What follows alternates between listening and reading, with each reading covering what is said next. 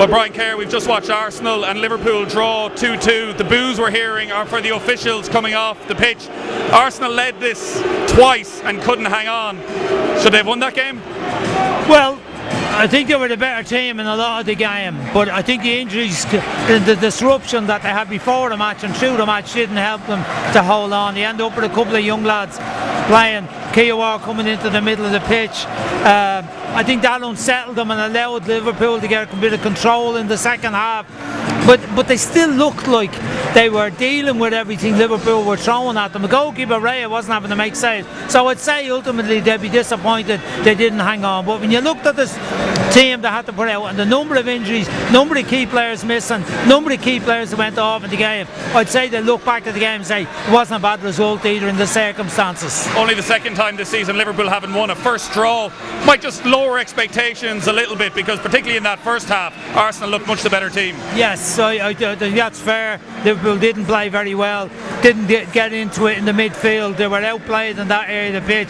Núñez didn't do enough in the centre forward position. Two wide players did alright. They're only missing Jota really out of what would be their best 11, and yet at times they looked very average in the match. I think Trent was off today, didn't play well. I think if Real Madrid were looking at him today they were saying maybe we wouldn't take him, but I'm sure they will take him eventually. If they want him they'll get him, but he didn't have a good game today until ultimately he played that great ball down the line to get Núñez in, cut the ball back for Salah to equalise. But most of the match between defending, attacking and midfield playing organisation, Arsenal were the better side in the game. So what does this game tell us then about where these sides are in terms of challenging Manchester City?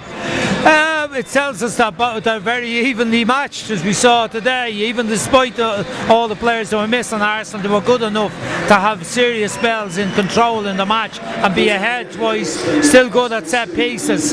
And you know, I think we also saw Liverpool have a bit of heart and character about them to come back and play better in the second half, having been so average in the first half. So you know, it doesn't tell us anything very clear other than there's two good challengers for Manchester City.